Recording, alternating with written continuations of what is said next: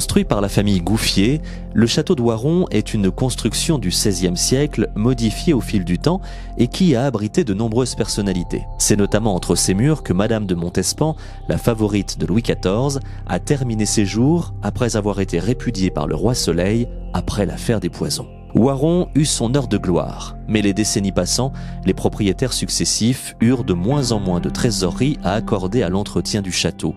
En 1920, c'est une ruine.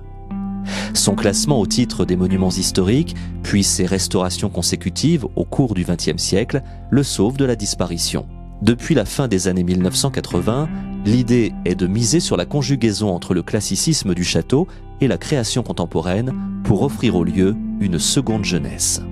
Alors le château est très riche du coup de décors peints, surtout sur des plafonds, des ébrasements de fenêtres. Vous avez des plafonds du XVIe, du XVIIe, des plafonds XVIIe en papier mâché, des plafonds en bois. Vous avez une énorme galerie de peinture qui fait 60 mètres de long sur 10 mètres de large avec 14 scènes immenses racontant la guerre de Troie et l'Énéide. En décor historique, en fait, le château est très riche. Nous essayons d'avoir une programmation de trois grandes expositions ou événements temporaires, puisque nous travaillons avec des artistes invités qui résident pour la plupart un certain temps dans le village et au sein du château, afin de nous proposer des événements non formatés, non prédéterminés.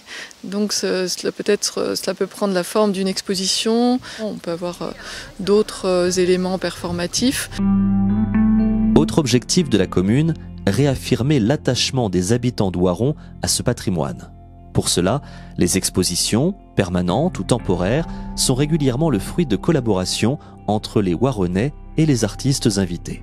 Le château est entièrement meublé d'une collection d'art contemporain avec environ 70 artistes, la salle d'armes avec les corps en morceaux de Daniel Spoeri, la salle à manger de Raoul Marek qui fait participer 150 Waronnais à un repas qui a lieu tous les 30 juin, la galerie de portraits composée de 259 écoliers de Waron qui ont été accrochés sur les murs. Donc dans la commande à l'artiste, on lui demandait de travailler sur le contexte et ensuite de travailler également sur la forme, de manière à ce qu'au sein de sa pratique et de son dispositif artistique, on puisse intégrer les gens du village, les enfants de l'école, les gens de la maison de retraite.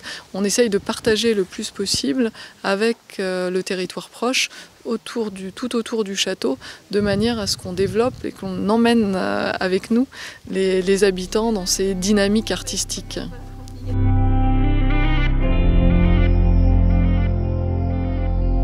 Aujourd'hui, le pari de la restauration du château de Waron est considéré comme une vraie réussite, avec presque 30 000 visiteurs annuels et une ouverture sur toute l'année.